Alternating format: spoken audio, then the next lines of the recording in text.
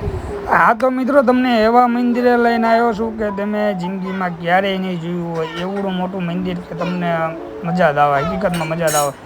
ને એટલું પબ્લિક હતું કે વાત ન પૂછો. અને આ મંદિર ક્યાં આવેલું છે અને કઈ જગ્યાએ આવ્યું છે એ પણ તમને જણાવીશ આ વ્લોગમાં. તો ઠેઠ સુધી વિડીયો જોવાનું ભૂલતા નહીં. અને તમને બહુ મજામાં પબ્લિક એવું છે તમને કંઈ ઘટે જ નહીં.